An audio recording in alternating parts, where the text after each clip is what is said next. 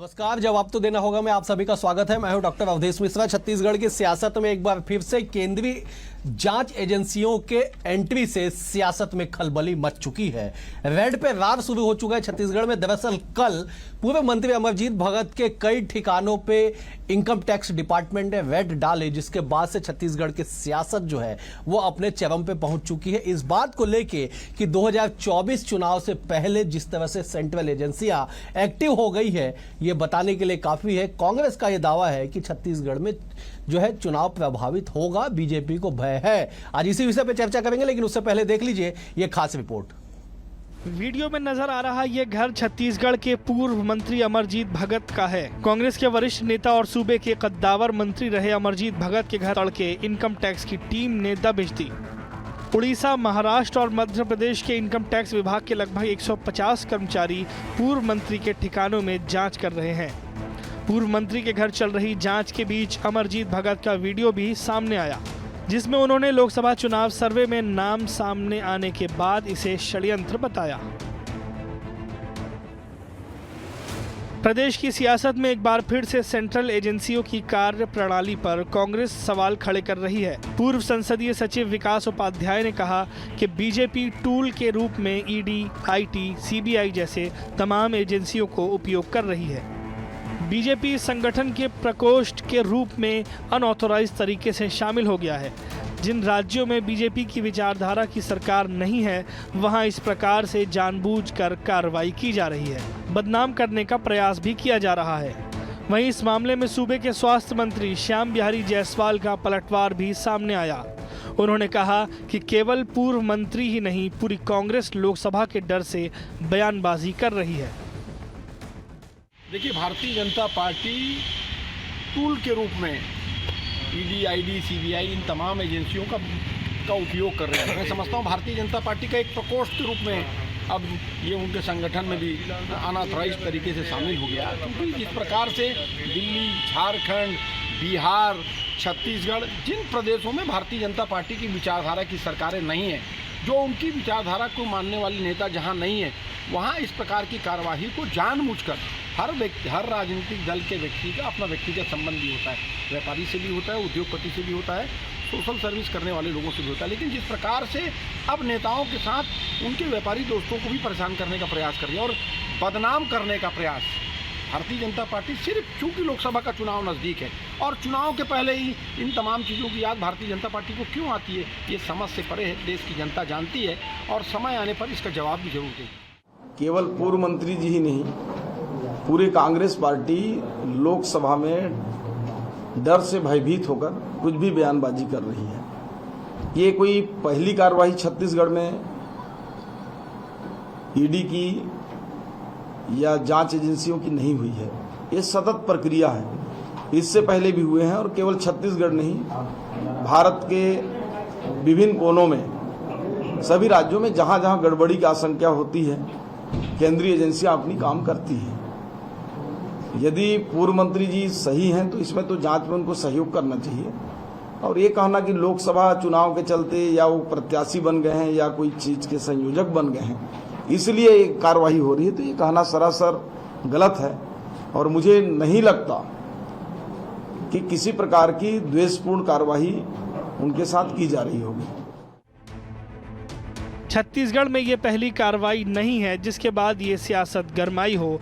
इससे पहले भी प्रदेश में ईडी और आईटी की कार्रवाई लगातार देखने को मिली है, जिसे लेकर लगातार बयानबाजी भी होती रही है। हालांकि कांग्रेस इन कार्रवाइयों में बीजेपी पर हमलावर रही है। अब देखना होगा कि कार्रवाइयों का कितना असर लोकसभा के चुनाव पर पड़ता है। Bureau report, BSTV, Chhattisgarh. तो आपने देखा कि सूबे में कैसे सियासत गरमा गई है एक इनकम टैक्स के रेड को लेकर। बीजेपी कह रही है कि केवल पूर्व मंत्री अमरजीत भगत नहीं बल्कि कांग्रेस पार्टी के तमाम जिम्मेदार लोग जो सत्ता में 2018 से 23 तक थे, उन्होंने गड़बड़ी की है और अब हड़बड़ी में इस तरह के बयानबाजियां वो कर रहे हैं। इसी सियासत पे बात करेंगे, लेकिन उससे पहले हम तीनों मेहमानों का तारुफ आपसे करा देता हूं। बीजेपी की ओर से सुनील चौधरी है, आप प्रवक्ता है, युवा नेता है। सुनील जी, आपका स्वागत है। कांग्रेस की ओर से सुरेंद्र वर्मा जी है, आप वरिष्ठ प्रवक्ता है, पार्टी के रीति नीति को लगातार टीवी डिबेट्स और अन्य स्थानों पर करते हैं। सुरेंद्र जी, आपका भी स्वागत है। वरिष्ठ पत्रकार, राजनीतिक विश्लेषक डॉक्टर अनिल द्विवेदी भी हमारे साथ है। आप अविभाजित मध्य प्रदेश से लेकर छत्तीसगढ़ की सियासत को बेहद करीब से जानते और समझते हैं। अनिल जी, आपका भी स्वागत है। सुनील जी, मेरा पहला सवाल ये है कि जब से केंद्र में बीजेपी की सरकार बनी है तब से, और खास करके छत्तीसगढ़ में ईटी-आईटी 2018 के बाद जब सत्ता का परिवर्तन हुआ और कांग्रेस सत्ता में आई, तब से ये आरोप क्यों लगने लगे हैं कि बीजेपी के अनुशासनिक संगठन के रूप में केंद्रीय एजेंसियां काम कर रही है? जवाब दे दीजिए। जी नमस्कार, जय जोहार, जय छत्तीसगढ़, राम राम। देखिए, आरोप लगाना सबसे आसान काम है कि आप आरोप लगा सकते हैं। इन्होंने तो आरोप क्या, पोस्टर लगा दिया था जब इनकी सरकार थी, तो लगा दिया था कि ईडी जो है वो भारतीय जनता पार्टी का यहां से कार्यालय के पास हमारे पोस्टर लगाया। तो आरोप लगाना बहुत बेहद आसान है, लेकिन उस आरोप को साबित करना, भारतीय जनता पार्टी के कार्यकर्ता से लेकर के छत्तीसगढ़ की जनता लगातार भ्रष्टाचार का आरोप लगाती रही और उसी का श्रेय हुआ कि इनको सत्ता से बाहर जाना पड़ा। हमने जिन जिन बातों पर भ्रष्टाचार के आरोप लगाए, हमने कोयले पर लगाया, हमने शराब पर भ्रष्टाचार का आरोप लगाया, उसके साथ पीएससी है और महादेव ऐप जैसा मामला है, तो वो भ्रष्टाचार साबित भी होते जा रहे हैं, तमाम सबूत मिल रहे हैं, कार्रवाइयां हो रही है और कार्रवाइयां हो रही है तो डर लग रहा है। देखिए, ये वही मंत्री हैं जिनके यहाँ अभी आईटी की रेड पड़ी है, ये वही मंत्री जो कहते थे कि सरकार नहीं आएगी तो मूछ मुड़ा दूंगा। भैया, हमारे कुमार साहब स्वर्गीय दिलीप सिंह जूदेव जी थे, मूछ पर ताव दिए थे, लेकिन चले गए। सुनील जी, मैं बताना चाहता हूँ कि आप केवल मुगलाते में जी रहे थे। ठीक है, भ्रष्टाचार मैं जवाब ले लेता को पता न चले, ये संभव है मैं क्या? जवाब ले लेता। सुनील जी, मैं जवाब लेता। सुरेंद्र जी आपकी बातों को बहुत गंभीरता से सुन रहे। सुरेंद्र जी, जवाब दे दीजिए कि आप लोग मुगालदे की राजनीति कर रहे हैं, गड़बड़ियां तो साहब आप लोगों ने की है और अब भुगतना पड़ेगा, रेड होगी और कार्रवाई भी होगी। सुनील जी दावा कर रहे, बताइए। अवधेश जी, जिस तरह से केंद्रीय जांच एजेंसियां कमल छाप के मुख्य प्रचारक की भूमिका में है, ये मैं नहीं कह रहा हूं। विगत दिनों सुनवाई के दौरान माननीय सर्वोच्च न्यायालय ने छत्तीसगढ़ में जो कार्रवाइयां ईडी के द्वारा की जा रही है, आईटी के द्वारा की जा रही है, उसके संदर्भ में कठोर टिप्पणियां की। उन्होंने स्पष्ट तौर पर कहा कि ईडी में तय मैनुअल के तहत काम नहीं हो रहा है। ईडी जो है निश्चित तौर पर भारतीय जनता पार्टी के मोर्चा संगठन के रूप में काम कर रही है। इनका दो ही तरीका है, डराओ, धमकाओ, जेल जाने का डर दिखाओ और अपनी पार्टी में शामिल कर लो। मैं इसलिए कह रहा हूं अवधेश जी कि जिस तरह से लगातार शारदा चिट फंड घोटाला आपको याद होगा, 10 साल पहले एफआईआर हुआ, बाकायदा वारंट जारी हुआ, वो व्यक्ति जिसको आरोपी बनाए थे आज भाजपा में 10 साल से असम का मुख्यमंत्री है। जिस तरह से एकनाथ शिंदे सहित 21 विधायक जिन पर बाकायदा ईडी ने एफआईआर दर्ज किया था, भाजपा के सहयोग से आज मुख्यमंत्री हैं एकनाथ शिंदे जी और वो 21 विधायकों में से कई सारे मंत्री हैं। जिस तरह से अजीत पवार पर 71,000 करोड़ का आरोप लगाया था प्रधानमंत्री जी ने, 5 दिन भी नहीं गुजरा था वो उप मुख्यमंत्री बना दिए गए इनके सहयोगी होने से। तो ये कमल छाप का ताबीज पहना के इस प्रकार से अपने पार्टी में शामिल करके सारे दाग धो लेते हैं। तो बीजेपी किसको चाहती है छत्तीसगढ़ में कमल छाप का ताबीज पहना? 2-4 नाम बता दीजिए। क्योंकि पिछले देखिए 5.5 सालों से सुरेंद्र जी आप लोग केवल यही गाना गा रहे हैं, यही जवाब आप लोग दे रहे। जब पहली कार्रवाई 2019 में, अनिल जी बैठे हुए, अनिल जी को बहुत बेहतर याद होगा, 2019 में पहली कार्रवाई हुई, तब से लेके 2024 तक आप लोग कमोबेश यही बयान दे रहे। 5 नाम बता दीजिए जिसे बीजेपी अपना ताबीज पहनाना चाहती हो। अवधेश जी, आज जो है महत्वपूर्ण घटनाक्रम जो है सर्वोच्च न्यायालय में हुआ। हेमंत सोरेन के संदर्भ में जो आवेदन दाखिल हुआ, उस संदर्भ में उनके वकील ने बहुत स्पष्ट तौर से सर्वोच्च न्यायालय के सामने कहा कि 2024 के चुनाव के लिए मोदी शाह की सत्ता को चुनौती देने वाला हर व्यक्ति जेल भेजा जाएगा। इस बात का षड्यंत्र जो है भाजपा ने तय किया है। ये जो इनके द्वारा आपने देखा पहले भी जिस प्रकार से जितने भी हमने आरोप लगाए थे, जो एक भी ऐसा मामला नहीं है जो सही नहीं है। मुकुल राय, शुभेंदु अधिकारी का मामला भी आपको याद होगा, वो इनके पार्टी में शामिल होकर अपने दाग धो के वापस भी निकल लिए। रेड्डी ब्रदर्स जो है उनका घोटाला भी आपको याद होगा। छत्तीसगढ़ में देखिए अमरजीत भगत क्यों टारगेट में है, क्योंकि अमरजीत भगत जो है प्रदेश के बड़े आदिवासी नेता हैं। उन्होंने 72 लाख परिवारों को, तमाम एपीएल और बीपीएल के लोगों को राशन कार्ड जारी करवाया। उनके काम को देखते हुए राजू न्याय यात्रा में छत्तीसगढ़ के वो प्रभारी हैं यात्रा के, तो उसको बाधित करने, चुनाव को प्रभावित करने, इस प्रकार से ये डर दिखा रहे हैं। पूरे 2.5 मिनट आपने बोला, केवल 30 सेकंड जो आप छत्तीसगढ़ पे आ गए, आपने कहा कि अमरजीत भगत बड़े आदिवासी नेता है, 72 लाख राशन कार्ड उन्होंने जारी किया, सब सरकार का काम था, व्यक्ति तो मंत्री था, भार साधक मंत्री था, उनके हस्ताक्षर होने थे, ठीक है। तो व्यक्तिगत सोच पर ही आधारित होती है, पार्टी का निर्णय होता है, उसको अमल किया उन्होंने मुखिया रहते। मैं थोड़ा सा अपने दर्शकों को एक चीज याद दिला दूं कि छत्तीसगढ़ में अमरजीत भगत 1 साल बाद मंत्री बने थे। 72 लाख कार्ड का निर्णय 2019 में हो चुका था, 2020 में मंत्री बने थे, 1 साल बाद। अनिल जी, अगर मैं गलत हूंगा तो आप मुझे करेक्ट कर दीजिएगा। मेरा सवाल अनिल जी आपसे है कि रेड पे वार क्यों मचा हुआ और कब तक ये तस्वीर देखने को मिलेगी? देखिए अवधेश, जांच एजेंसियां हैं, देश की जांच एजेंसियां हैं, सीबीआई है, ईडी है, इसी तरह राज्य में एजेंसियां ईओडब्ल्यू है, और इन जांच एजेंसियों के लिए ही राजनीतिक दल, चाहे भाजपा हो कांग्रेस के, हमेशा ये राग लापते रहे कि जांच एजेंसियों को स्वतंत्र रहना चाहिए, निष्पक्ष होकर कार्रवाई करना चाहिए। तो ऐसी जब कार्रवाइयां हो रही हैं तो इसमें हाई तौबा क्यों मचाई जा रही है? भ्रष्टाचार का मामला है, चाहे झारखंड का ताजा मामला देख लीजिए, सेना की जमीन दबा दी गई 4 करोड़ 5 करोड़ की, क्या उस पर जांच नहीं होनी चाहिए क्या? अगर ईओडब्ल्यू की कार्रवाई छत्तीसगढ़ में भूपेश बघेल सरकार ने की थी तो उस पर तो जनता खुशी हुई, ईओडब्ल्यू पे क्यों नहीं आर्थिक अपराध दर्ज होने चाहिए? तो कार्रवाइयां जांच एजेंसी को स्वतंत्र रूप से करना चाहिए, और ये अभी से नहीं हो रहा है, ये कई सालों से चला आ रहा है। 70-75 सालों से जांच एजेंसी काम कर रही है। प्रधानमंत्री जब मनमोहन सिंह थे, सुप्रीम कोर्ट ने क्या टिप्पणी की थी सीबीआई के उपयोग पर? यारा देख लीजिए उनकी क्या टिप्पणी थी, बहुत कठोर टिप्पणियां हुई थी कि सीबीआई का इस्तेमाल कैसे किया जा रहा है।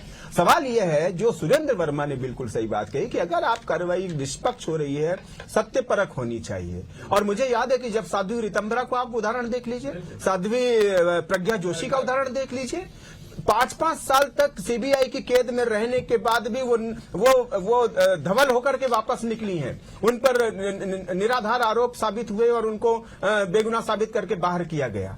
तो क्यों हुआ ये? जांच एजेंसियां अगर इस तरह से काम कर रही हैं तो सवाल सिर्फ सत्ता पक्ष और विपक्ष के लिए ही नहीं है, ये कटघरे में सभी लोग खड़े हैं। तो इसलिए अभी जो कार्रवाई हो रही है उस कार्रवाई का स्वागत जनता कर रही है, राजनीतिक दलों को भी करना चाहिए। लेकिन एक बात जो सुरेंद्र वर्मा ने कही वो मैं उस पर भी कहना चाहूंगा।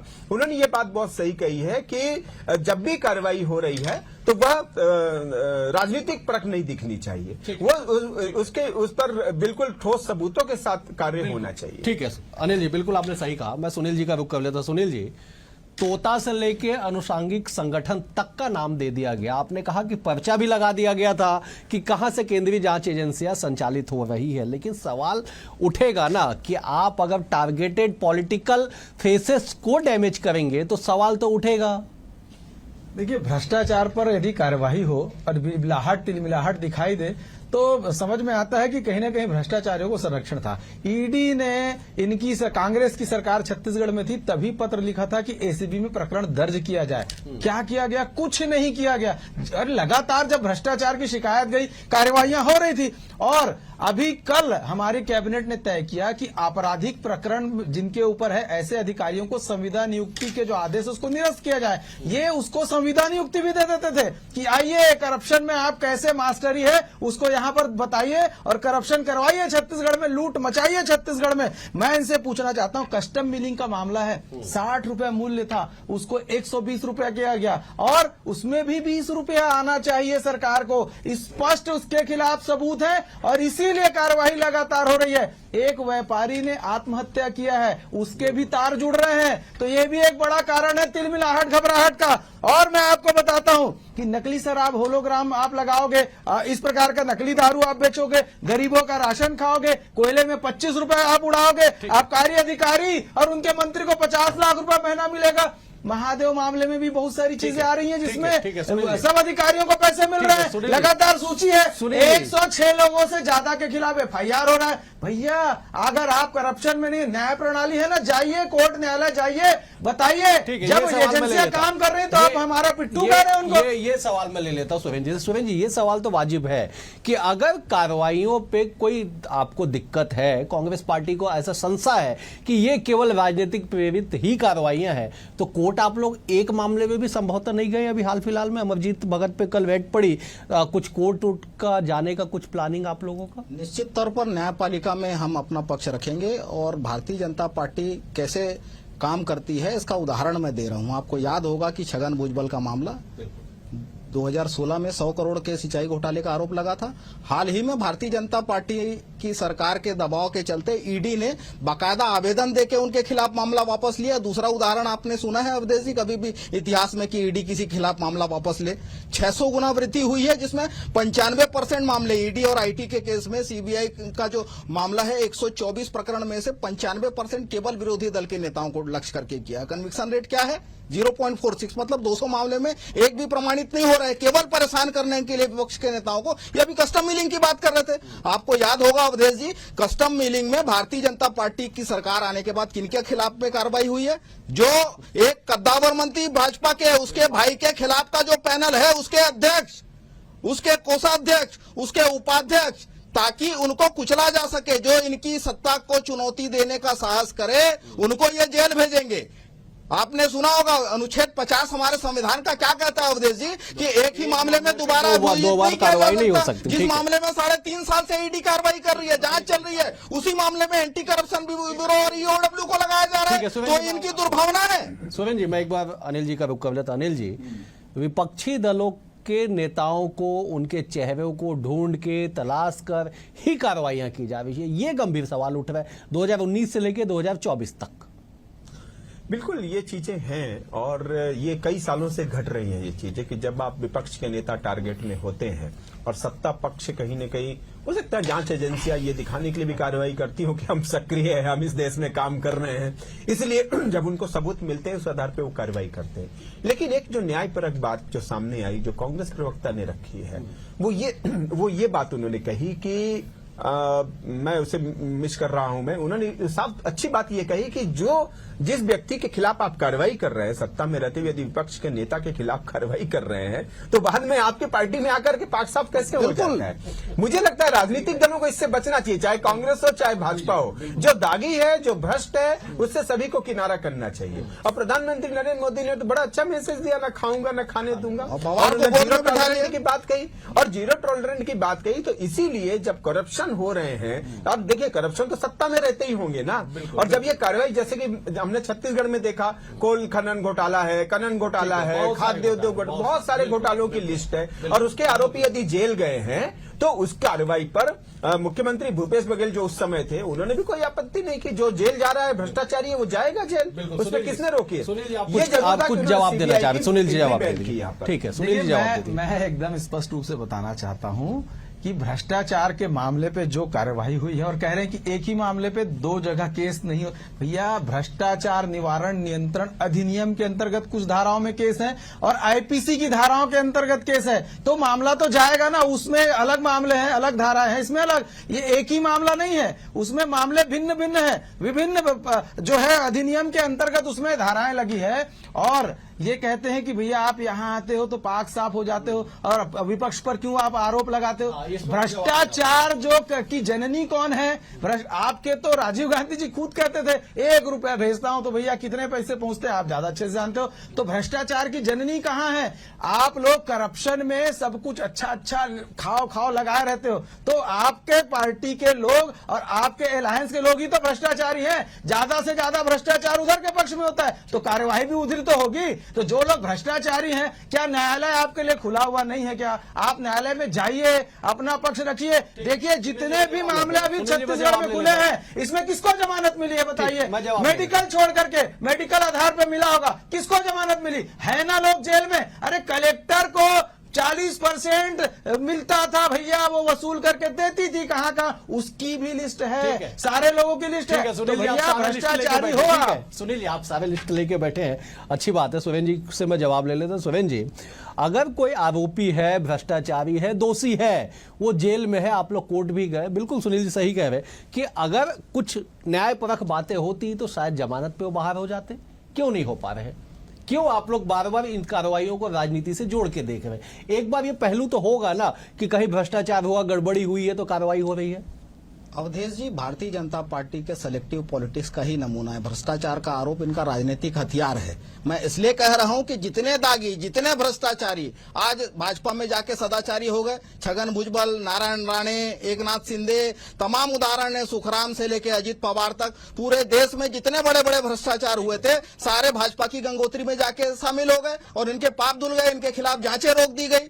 तो जिस प्रकार से भारतीय जनता पार्टी ने लूट में संरक्षण दिया है, चाहे वो अर्नव मोदी हो, नीरव मोदी हो, मेहुल चौक से हो, विजय माल्या हो, हिंडनबर्ग की रिपोर्ट में 20,000 करोड़ फर्जी सेल कंपनियों का कहां से आया, उस पर ये जांच नहीं करेंगे? क्या मनी लॉन्ड्रिंग नहीं है? चीट फंड कंपनी में छत्तीसगढ़ से 6,000 करोड़ रुपया इन भाजपाइयों के संरक्षण में लूटा गया।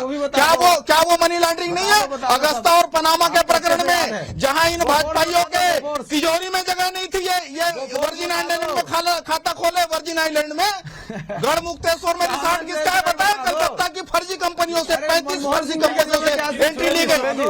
क्या वो मनी लॉन्ड्रिंग नहीं है? तो इनके लिए अवसरवादी राजनीति का ये हथियार है। सुनील जी, मैं एक बार अनिल जी का रुख कर लेता हूं। अनिल जी बैठ के मुस्कुरा रहे हैं बीच में। अनिल जी, आपकी मुस्कुराहट की वजह मैं समझ सकता हूं कि सियासत में अगर दोनों तरफ से हमले होंगे तो फिर बीच का आदमी तो जरूर इस पर टिप्पणी करेगा। टिप्पणी कर दीजिए कि ये तस्वीरें कब तक देखने को मिलेगी? अगर राजनीति से प्रेरित है, राजनीतिक परख है और राजनीति ही उद्देश्य है, तो क्या अप्रैल मई 2024 के बाद ये सारे मामले खत्म हो जाएंगे? क्या इस तरह की कार्रवाई नहीं होगी छत्तीसगढ़ में? अब देश एक तो मैं हंस ये रहा था कि दोनों ही राजनीतिक दल के प्रवक्ता एक दूसरे के कपड़े उतार रहे थे करप्शन को लेकर के, और जनता अब समझ चुकी है। इस पर मैं ज्यादा बोलना नहीं चाहता। एक दौर बड़ा अच्छा आया है कि अब कम से कम सरकारें बर्खास्त नहीं होती है। 50 से बार सरकारें बर्खास्त करती गई छोटे छोटे कारण के चलते। मुझे याद है कि एक बार किसी प्राइम मिनिस्टर का पैर नहीं छुआ गया था, वो मुख्यमंत्री यहां से गया, दूसरे दिन वो मुख्यमंत्री नहीं था, सरकार बर्खास्त हो गई थी। कम से कम ये दौर अब नहीं है। अब संवैधानिक का दौर पालन किया जा रहा है, एजेंसियों के थ्रू कार्रवाई हो रही है। और तीसरी बात जो आपने कही कि ये भ्रष्टाचार का मामला कब तक चलेगा? भ्रष्टाचार कभी खत्म नहीं होने वाला। ये भगवान द्वापर और रामायण युग से भी चल रहा है और चलता रहेगा। सवाल यह है कि भ्रष्टाचारियों को जेल में डाला जाए, उनके खिलाफ कार्रवाई हो, और सबसे बड़ी बात, राजनीति को धवल और स्वच्छ यदि रखना है, युवा और नए चेहरों को सामने लाइए और करप्शन अपने आप धीरे धीरे खत्म होता है। सुनील जी, कितने सहमत आप? देखिए, जनता ने जनादेश लगातार दिया है और माननीय मोदी जी को जो जनादेश मिल रहा है, आप 10 साल हो गई सरकार को, जनता जनादेश ही इस आधार पर दे रही है कि आप काम अच्छा कर रहे हो। छत्तीसगढ़ में इनकी सरकार 5 साल में चली गई, पिछले 15 साल में भाजपा की सरकार रही, 5 साल इनकी गई, अभी भाजपा की सरकार आई। जनादेश का तो सम्मान करिए। इन्हीं कार्रवाई और आपके भ्रष्टाचार के कारण तो जनादेश हमारे पक्ष में आ रहा है। तो सबसे बड़ा निर्णय यदि लोकतंत्र में किसी का होता है तो जनता का निर्णय होता है, और जनता का निर्णय भारतीय जनता पार्टी के पक्ष में आ रहा है और भ्रष्टाचारियों को निकाल बाहर किया जा रहा है। ना आप विपक्ष के लायक बच रहे हैं, ना आप कहीं जवाब देने की स्थिति में खड़े हैं। तो भारतीय जनता पार्टी का कार्यकर्ता गर्व से सीना उठा करके चल रहा है और इनको लगातार बाहर का रास्ता दिखाया जा रहा है। जवाब तो सुरेंद्र जी, जवाब आपको देना पड़ेगा कि वो कह रहे हैं कि भारतीय जनता पार्टी का कार्यकर्ता सीना चौड़ा करके शहर में घूम रहा है, कि भाजपा का कार्यकर्ता है भ्रष्टाचार पे जीरो टॉलरेंस की नीति वाले पार्टी का कार्यकर्ता है। आप लोग क्यों नहीं घूम पाते? इस बात पर इनको माफी मांगनी चाहिए। सीना चौड़ा कर रहे हैं, किस जनादेश की बात करते हैं? लोकतंत्र का गला घोटने वाले मणिपुर, गोवा, कर्नाटक, क्या हुआ मध्य प्रदेश में? क्या हुआ? आधी रात को राष्ट्रपति शासन खत्म किए महाराष्ट्र में। शर्म आनी चाहिए। राजभवन को पार्टी कार्यालय के रूप में चलाते हैं। वोट होने से पहले अजित पवार को आजकल वाले क्या बात करेंगे? पूरे देश के विपक्ष को बेचने वाले, बेचने वाले, अडानी के एजेंट के तौर पर ये देश चला रहे हैं। अरे पूरे देश को बर्बाद करके पूरे देश को बर्बाद करके पत्रकार बोल पाए जब, अरे रातों दिख रहा है आज पवार के फोटो पर आईटी की रेड, हेमंत सोरेन जेल में जा रहे हैं, दिल्ली के मुख्यमंत्री केजरीवाल लाइन पे लगे हैं। अरे शर्म करो, शर्म करो। देश भेज दिया, संविधान को साकार कर दिए। शर्म आनी चाहिए। जिस बात पर माफी मांगनी चाहिए, मैं भाजपा उछल उछल के बयान देते हैं। शर्म करो, शर्म करो। देश का आपको जनता जवाब दे रही है लगातार। आपके पास में आ रहा हूं आप, लेकिन मैं 20 सेकंड के लिए अनिल जी का भी करूंगा। अनिल जी, इस तरह से आरोप प्रत्यारोप तो चलते ही रहेंगे। क्या सवाल यह है कि क्या सच में राजनीति से ही प्रेरित ये तमाम कार्रवाइयां हैं?